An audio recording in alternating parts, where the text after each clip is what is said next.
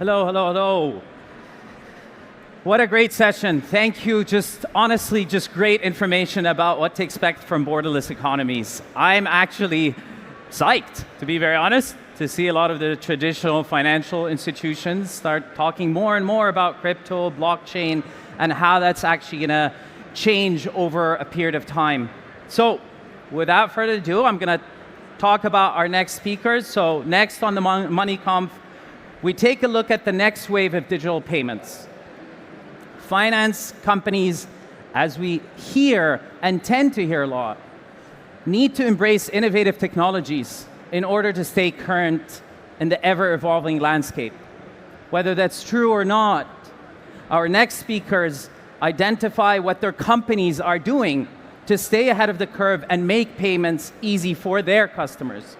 So please welcome our next guests in conversation with Mike Hollinger, partner Dentons Venture Technology Group, Liran Zelkha, co-founder and CTO of Lili, Extend co-founder and CEO Danny Morrow, and NYIAX founder Carolina Abenante.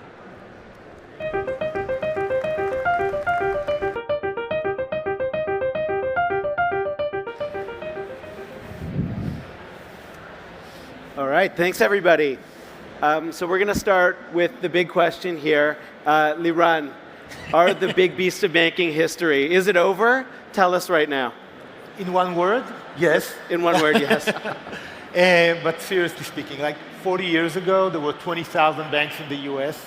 There are 6,000 now. The industry is being, consolidated all the time. And I think that banks are changing, and they need to change because customers expect more and more of them. For instance, I was a freelancer for many years, and I always felt that my bank can do such a better service than what they provide for me. And this is what we're trying to do, for instance, in Lili. We're trying to look at what the bank is doing and provide more services around it. And I think that banks that will not understand that they need to do more for their customers and not just do the same thing they've been doing for the last 700 years or so, they will, they're facing a challenge.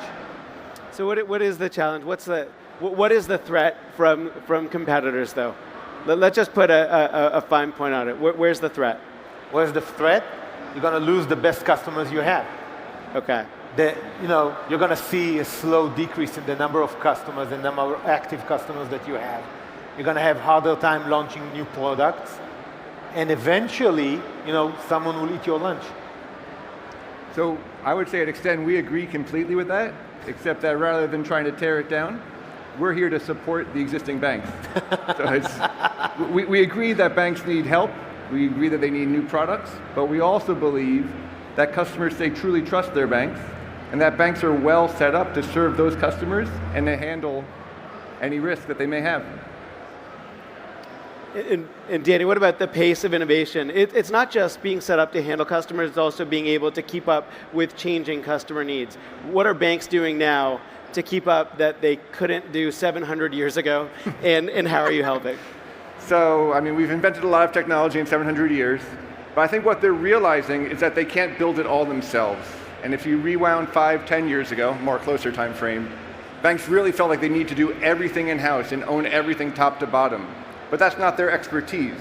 Their expertise are acquiring new customers and maintaining those customers and handling risk.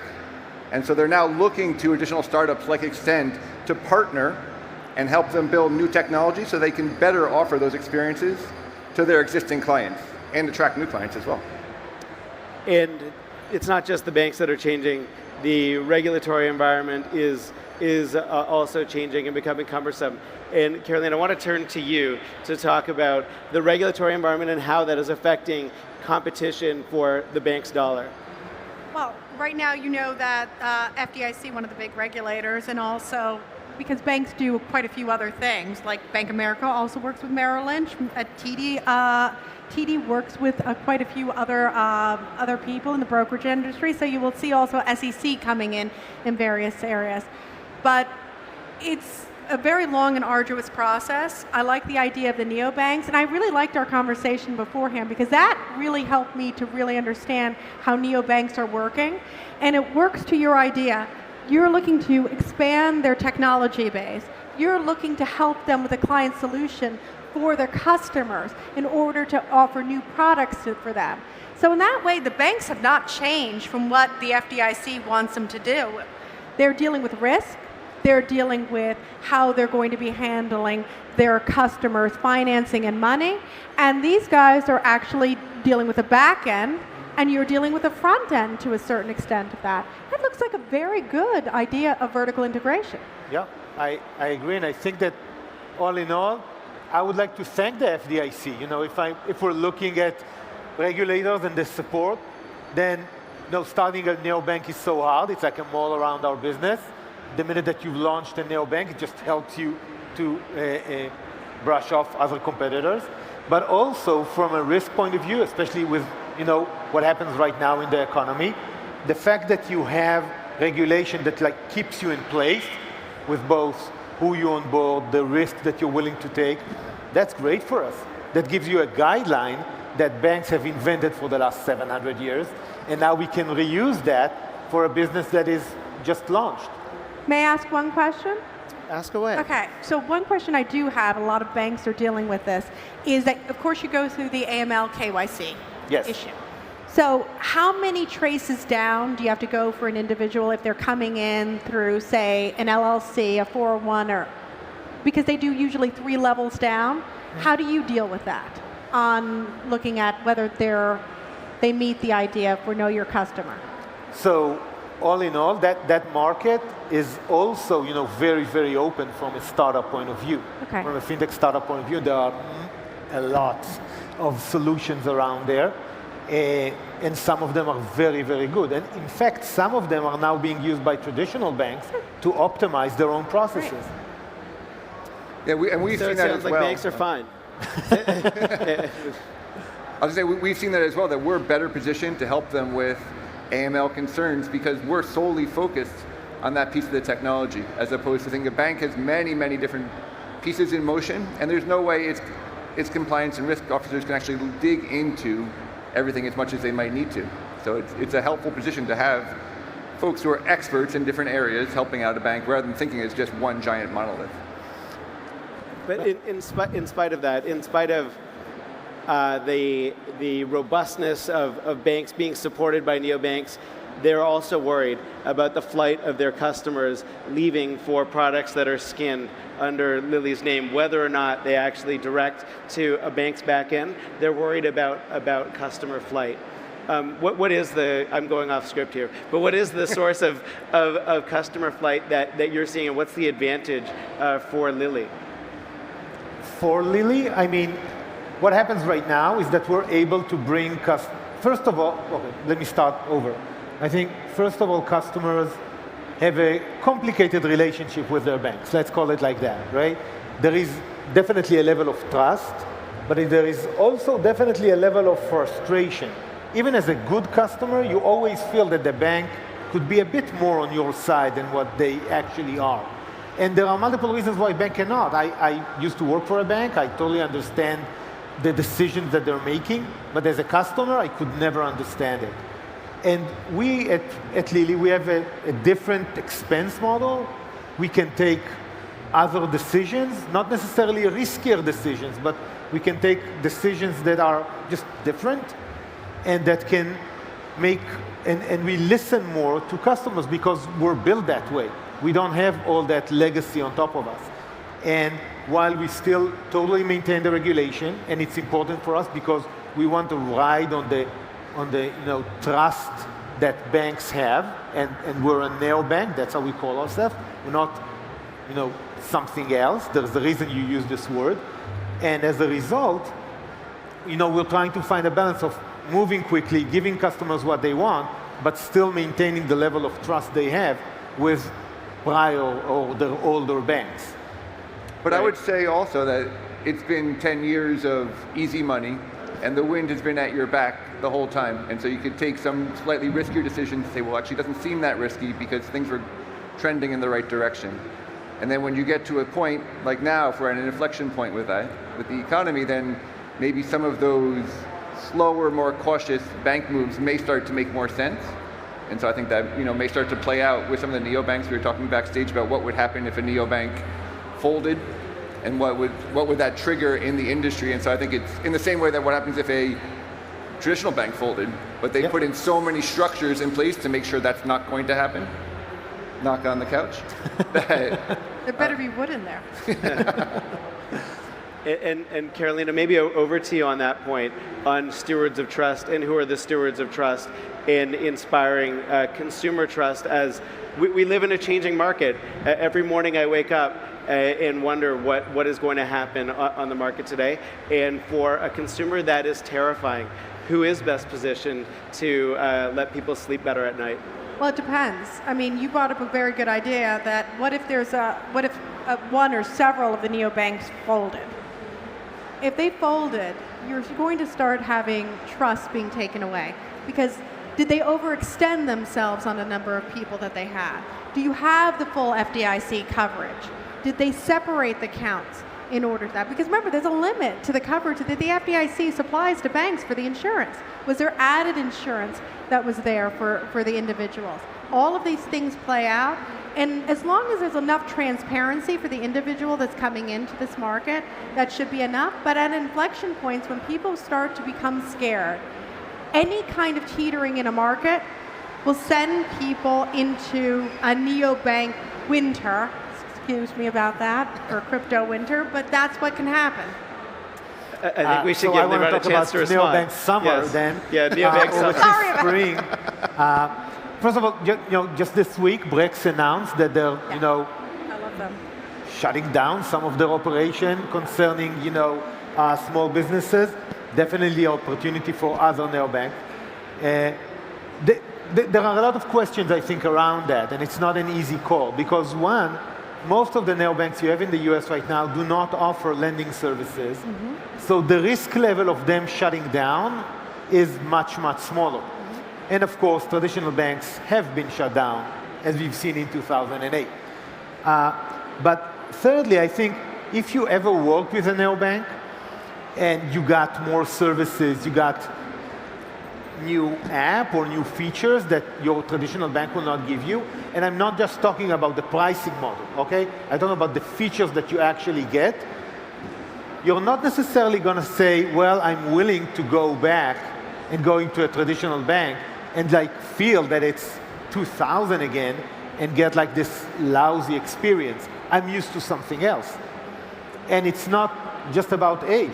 My parents have a neobank bank account for themselves, and they're using it because, well, it makes their life easier. Who wants to go to a branch? So I'm curious, is Brex, which is perhaps one of the most well-funded of neobanks, decides that it can't support that segment of small business, why do you think that other neobanks are better positioned to handle that? I think that all in all, with the economy changing, neobanks think more and more about unit economics. And you can see that even a year or two ago, neobanks started to be really, really specialized in the customer that they want to onboard. Because if you're going to bring in a set of features that are not classical for a bank to provide, then you need to understand very well who are your customers and what products you're offering them. I can tell even for Lili that we're focusing now, we're not closing accounts, we're focusing on specific customers, that the unit economics make sense and the product features that we provide make sense for them. And everything we do is around that point of view. So I think we'll see more of that as more neobanks become more specialized on what they do, and every neobank will have his own angle. And we see that for Main Street banks as well. They have different points of view about what segments they want to cover, what verticals, what size customer they want to cover. And so I think that's a natural evolution, but they become very focused in those areas and they have to become specialized. Yes, absolutely. And Danny, as you're enabling services provided directly to consumers by banks, are you finding that the environment for deal making with financial institutions is changing? Because that is something that I've noticed has changed a lot over the last 10 years. Well, so yeah, banks are ready to make deals. Banks have put in the effort and they've put together a large amount of money and then tried to build new services and find that they're not the services their clients want. And so they would much prefer to go pick the best-in-class services that they see already out in the marketplace. And they're used, banks traditionally don't provide much technology. They rely on their network and their processor for the vast majority, for us, for cards, for 90%, if not more, of their technology. So they're used to going to specialized partners and saying, all right, that's already fully baked, we're not going to take a risk on it, you've spent 5+ years building this, let's plug this in. And I think, it's kind of worn down, but COVID really pushed people. For us, contactless and digital payments went through the roof as a result. And so we're seeing between those two demands and the idea that banks internally know they need to partner, they can't build everything themselves, has really is what's been accelerating our growth.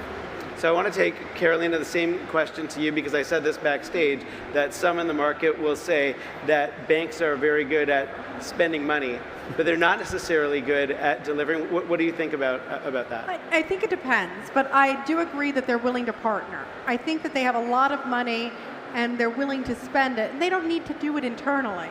I think that now they're going to look for who are the best partner outside in the various areas. If they're going to be building something for compliance functionality, they will find outside people for that. But they're very willing right now to spend the money for it. Because the less FTEs, full-time employees you have internally, especially in a recessionary market, not saying that we're in a recession, but in a market that may be poised to recession, that is better for them, and it's more cost effective. But they're willing to spend on innovation. I just don't see, I think that people think that innovation has to be, it has to be you holding it internally. By partnering with individuals, it's the same idea of innovation. They just have an innovation group within the business. And do you think that, suppose the early warning signs that we're seeing in the economy continue and expand, are they still willing to spend on innovation? Are they still willing to compete? Are they willing to keep pace? There will be winners and losers. Are they willing to keep pace with neobanking winners who are winning on the basis of being able to innovate quickly, satisfy new customer needs quickly, and expand their market share? Well, I think it's very different because every neobank needs to have a sponsor bank in back of them. So if they're able to get the funding in order to do customer acquisition, which I think in a downward market would be harder for them than a bank that already has the money in order to expand for innovation that they have done over a time period. They're profitable banks. Okay, so I don't see in a downward market that a new innovation that is heavily dependent on sourcing funds from the market or from VCs will compete effectively with a bank that is EBITDA positive. Sorry. Yeah. And I think what we're seeing is that banks, they already have a large customer base, and in downward economy, they're going to want to try to interact with that customer base as much as possible. Offer them new features, new products that can get them to spend more, because it's going to be easier to work with those folks than try to go out and acquire new customers. And so they're really going to want to say, okay, well, how can we bring new features and new products to our existing customer base to maintain our growth? Liran, I want to give you a chance to violently agree with what's been said. I have to, right, from where I'm standing. Look, as I said, I work for a bank. I understand a bit the complexities. And I think it's not just, okay, the dollars, they definitely have, absolutely. And if and if it was just a dollars game, I'd be out of the game.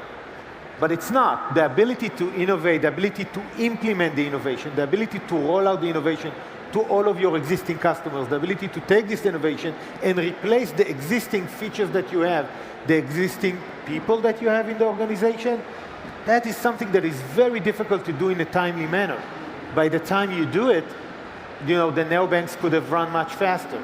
But looking back to what I said backstage, I think that neobanks are not just looking to say, okay, we're changing banking, there's going to be no more banks anymore.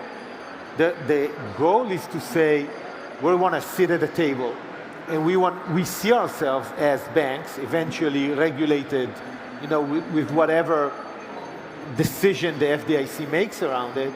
But we want to sit around the table, and we think we can do a very good job to some segments of the population that traditional banks do not serve. So I want to give each of you guys a chance to respond to that thought and tell us what you see for the next 5 years. Predict the future, take out your crystal ball, and Carolina, maybe we'll start with you.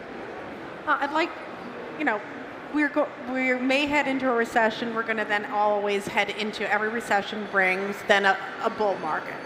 I think in 5 years, I like the idea of the fact that you are doing the client solution. So that is getting the clients, that's maintaining the clients for the banks. But where do you see yourself going with any of the alternative currencies that are out there? Are you looking at that for the future in the next 5 years?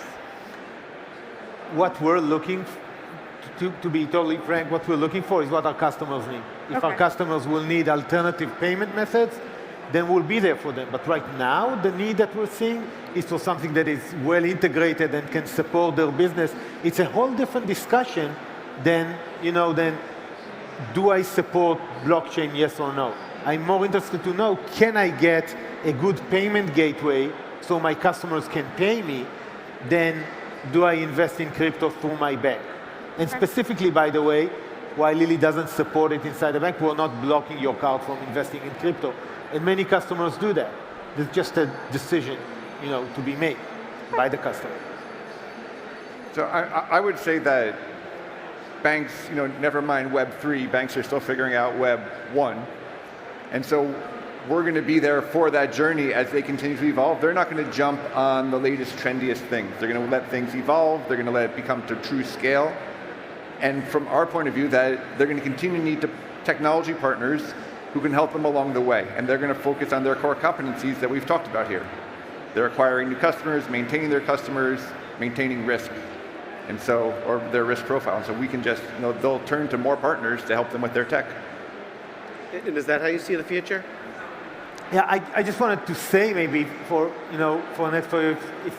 I thought about this, if you're aiming for the king, you better not miss. So if I'm looking 5 years ahead, we must not miss. Neobanks, they're fighting kings, and they shouldn't miss. And I think the way to do it, and I think that's something that I feel traditional banks have lost a bit along the way, is to listen to what their customers want and deliver it quickly. And there's a full ecosystem of helping banks do that. But the fact that banks are not there, that they don't understand what their customer really needs and deliver it to them quickly enough, I think that puts banks in a disadvantage, whether there is an economic upturn or a downturn. It's an issue from a customer point of view. And neobanks are here to fix that. Carolina? Oh, I agree. Listen, nobody can really predict the future in 5 years. If I could do that, I wouldn't be sitting here right now. But the fact is, I think that neobanks have a place. I know that traditional banks are looking at any way that they can partner in order to help with their innovation. I'm just worried about, because I think your customer acquisition costs must be very high. Okay?